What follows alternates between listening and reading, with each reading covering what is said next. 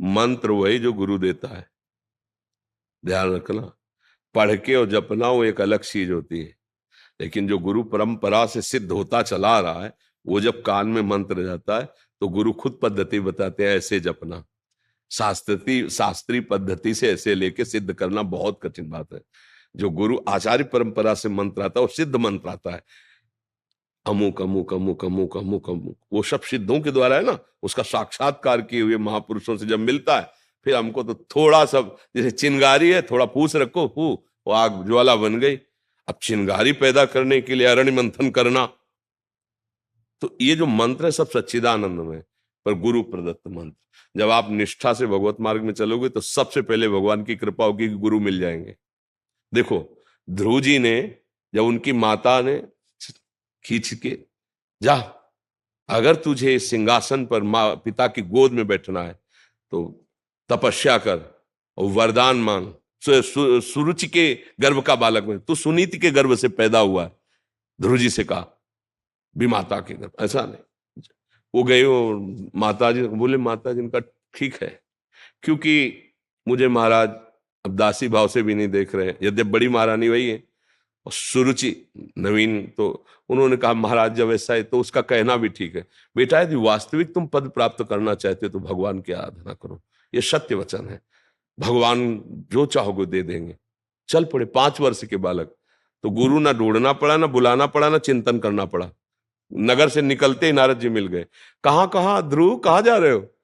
बोले महाराज आपको पता होगा कि ऐसी ऐसी घटना घटी और अब मैं जाकर भगवान को रिझाऊंगा। तो उनका अभी चलते हैं, महाराज उत्तानपाद को आदेश करते हैं, अभी वो राज तिलक कर देंगे युवराज पद पे, तुम्हारा नहीं जाने की जरूरत। ध्रुव ने सोचा अभी कदम बढ़ाया तो युवराज पद मिलने की बात आ गई, अब तो रुकेंगे ही नहीं महाराज, अब तो निश्चित भजन कर ले जाएंगे। तो बोले वहां बहुत सिंह है, सर्प है, बिच्छू है, भय और प्रलोभन। उन्होंने कहा महाराज क्षत्रिय कुल में जन्म हुआ है, एक बार कदम बढ़ा दिया तो पीछे हटाएंगे नहीं, चाहे मृत्यु क्यों ना आ जाए। चेला पक्का, गुरुमंत्र उसी समय दे दिया, मांगना नहीं पड़ा, 12 मंत्र गुरुमंत्र दिया और बोले जाओ। 6 महीने में भगवत साक्षात्कार कर लिया, क्योंकि सिद्ध मंत्र गुरु प्रदत्त है ना, बहुत जल्दी। तो मुझे लगता है गुरु का वर्ण करके उनके द्वारा दिए हुए मंत्र से फिर हमारा काम बहुत जल्दी बन जाए। मंत्र मूलम गुरु वाक्यम, गुरु के वचनों से निकला हुआ मंत्र। महर्षि आपने सत्संग में कृष्णाय वासुदेवाय वाला मंत्र बताया था, उसको किस विधि से जपा जाए फिर? ये तो प्रार्थना पुकार है, उसका जप का मतलब थोड़ी है। पुकार कैसे विधि से किया जाता है? आर्त भाव से। 20,000 राजाओं को बलि देने के लिए बंद किए हुए जरासंध, और समय नजदीक आ रहा है, पशुओं की तरह बलि दे देगा 20,000 राजाओं को। अब उनको एक ही बात केवल पता है कि भगवान बचा सकते हैं। तो किसी एक आदमी को सबने प्रार्थना करके कहा, द्वारिका में जाके एक बार भगवान से मेरी प्रार्थना कर दो। और वो आर्त भाव से सब यही पुकार रहे हैं, कृष्णाय वासुदेवाय हरये परमात्मने प्रणत क्लेश नाशाय। इसमें प्रधानता हृदय के आर्त भाव की, हे नाथ, हे कृष्ण, हे करुणामय, आप अपने शरणागतों के दुख को निवारण। भगवान गए, फेंक दिया, चिरवाक फेंक दिया जरासंध को और सब राजाओं को मुक्त करवाया। ले तो ये मंत्र जो है दुख निवृत्ति के लिए सिद्ध मंत्र है, पर थोड़ा जैसे शौच आदि से अपवित्र, ऐसा मंत्र, ये वैदिक मंत्र ही तो है ना, तो थोड़ा पवित्र होके, पर इसमें प्रधानता आर्त भाव की है कि अब आपके सिवा कोई हमारा नहीं जो दुख निवारण कर सके, और अंदर से बड़ा चमत्कारिक है, ये भी बात समझ लो।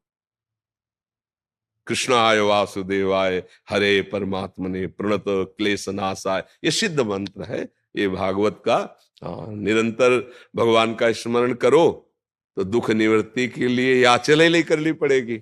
बात समझो, अगर आपको नहीं रहा जा रहा तो फिर आपको ये अनुभूत मंत्र है, ये ऐसा नहीं है कि व्यर्थ चला जाएगा, नहीं।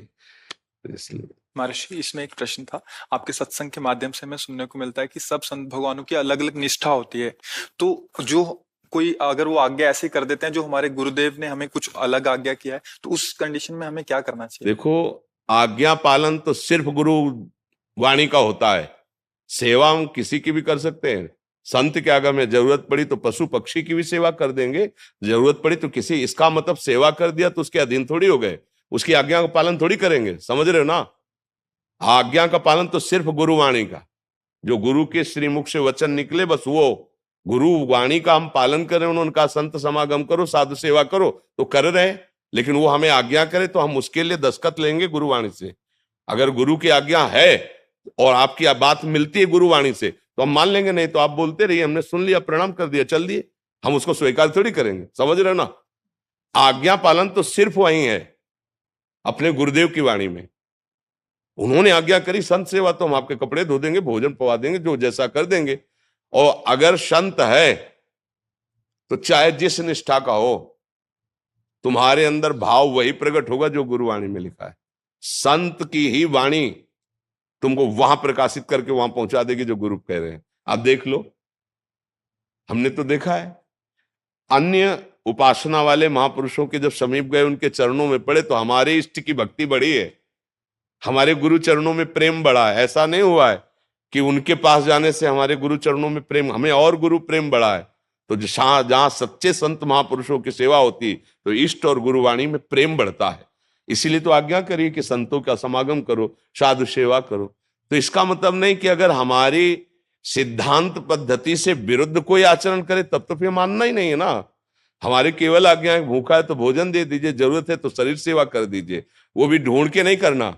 जहां हमें गुरु प्रसाद से पहुंचा दिया गया या वो हमारे समीप आ गए तो, नहीं तो हम अपने गुरु के द्वारा दिए हुए नाम मंत्र वाणी और उनके आदेशानुसार चल रहे हैं, हमें किसी की जरूरत नहीं। बात समझ लीजिए, हमारे समीप कोई आ गया है तो अगर भूखा है या वस्त्र है या औषधि है, वो हम सेवा कर देते हैं।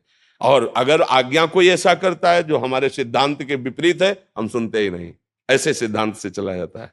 आज कुछ भक्तों ने आपके श्रीमुख से नाम चाहा। हम तो वृंदावनवासी, राधा उपासी, राधा राधा रटते, राधा वल्लभ श्री हरिवंश रटते। आपको जो गुरुदेव ने नाम दिया है, खूब नाम जप करो। ये बात समझ लीजिए कि सब साधन जितने हैं वो सब प्रभु के ही है, पर मन को जीतने का एकमात्र उपाय नाम जप है। जब तक आप नाम जप नहीं करेंगे तब तक मन की मनमानी बंद नहीं कर पाएंगे। आप गा लो, घंटा 2 घंटा जैसे कीर्तन भी करोगे ना, ये राजी रहेगा मन, पर ये मन बस में नहीं होगा। बस में होगा तब। अब देखो इसकी चाल, हलचल मचा देगा। थोड़ा शांत होइए, आंख खोल के या आंख बंद करके मंत्र में या नाम में लगिए, अंदर ही अंदर सुमिरन में आइए। और जहां सुमिरन में आएंगे तो देखना इसकी मार पड़नी शुरू हो जाएगी मन में। मन जलन पैदा कर देगा, भागने लगे, अब फंसा है। और जितना आप अंदर अंदर जप करेंगे उतना ही ये मन निर्मल होता जाएगा, आपके अधीन होता जाएगा। जब मन को परेशानी होती है तो हम लोग मन में तदात्म किए, इसलिए लगता है कि बस नाम जप मत करो, और चाहे जो कर लो। ढोलक बज रही, हारमोनियम बज रही, तबला बज रहा, नाच रहे, गा रहे, इसमें मन राजी हो जाएगा। लेकिन शांत बैठकर एकांत में गुरु चरणों को प्रणाम करके और फिर नाम में डूबना, ये बड़ा कठिन काम है। आप देख लो अंदर से, और यही मन को बहुत जल्दी निर्मल करता है। ऐसा नहीं, भगवान नाम कीर्तन, वाणी कीर्तन, ये सब बहुत मंगलमय है, लेकिन मन को अधीन करने के लिए एकमात्र उपाय है ना, अंदर ही अंदर सुमिरन करना, अंदर ही अंदर। तो जो नाम मिला है, जो मंत्र मिला है, खूब अंदर अंदर सुमिरन करो। सुमिरन से अंदर सब ठीक हो जाएगा, बढ़िया। अंदर मन प्रसन्न है ना, तो बाहर से चाहे जितनी विपत्ति हो आप आनंदित। और अंदर से मन कलुषित है तो बाहर चाहे जितनी सुख सामग्री हो, आपको सुख अनुभव में नहीं आएगा।